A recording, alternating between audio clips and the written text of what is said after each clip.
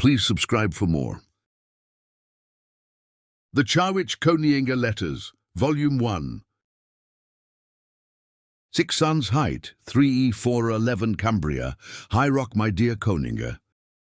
I hope this letter reaches you in Sadrith Mora. It's been many weeks since I've heard from you, and I hope that the address that I have for you is still up to date. I gave the courier some extra gold, so if he doesn't find you, he is to make inquiries to your whereabouts.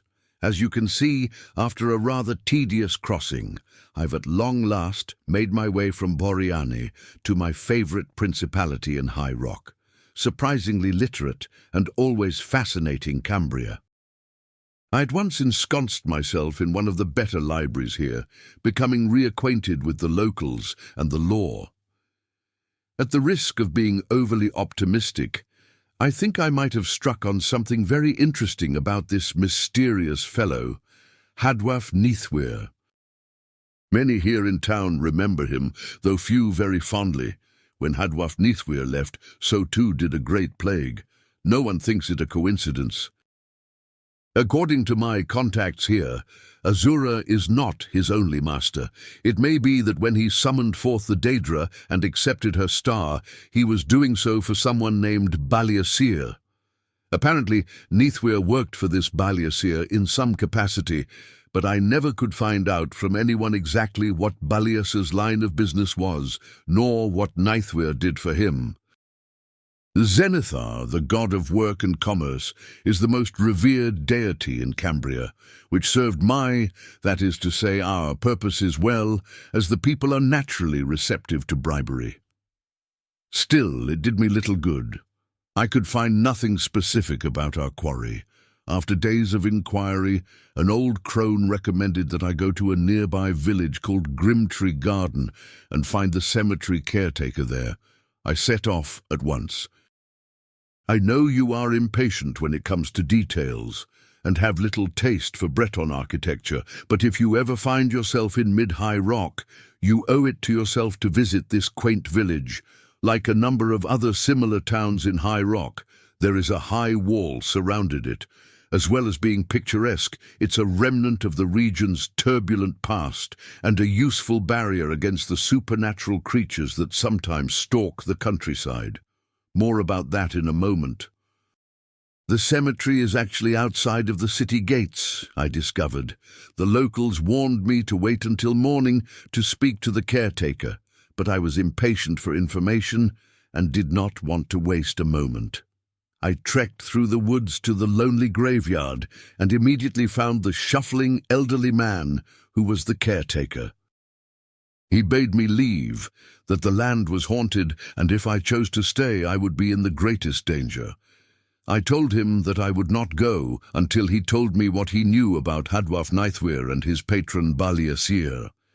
On hearing their names, he fled deeper into the jumble of broken tombstones and decrepit mausoleums. I naturally pursued.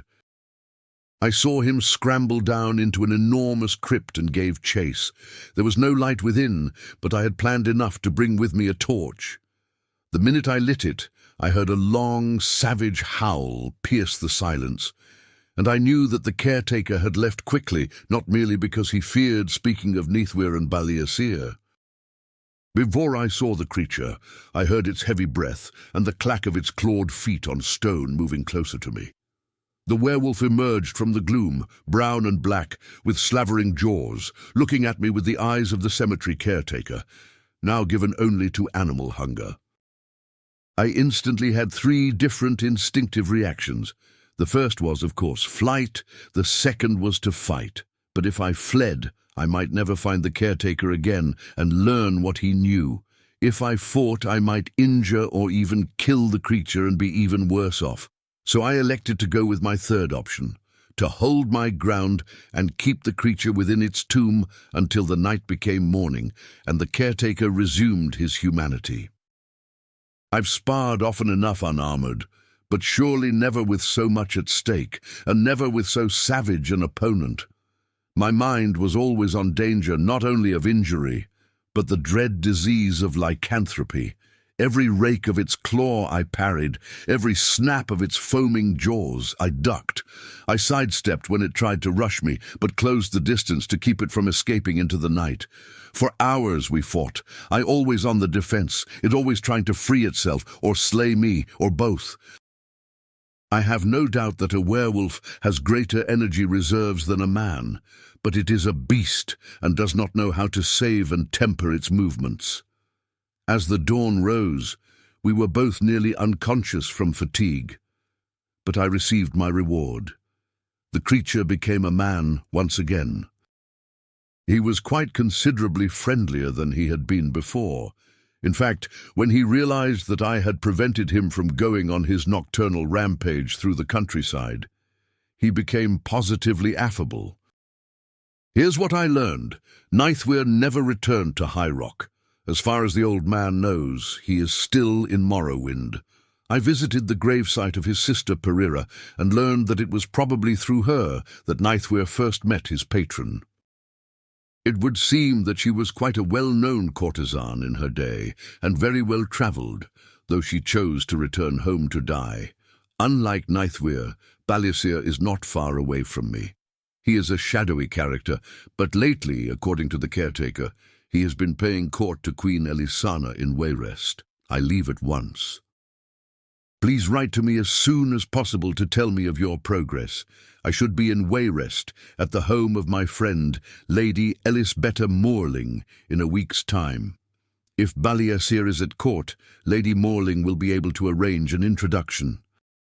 I feel confident in saying that we are very close to Azura's star. Your friend, Charwich. The end.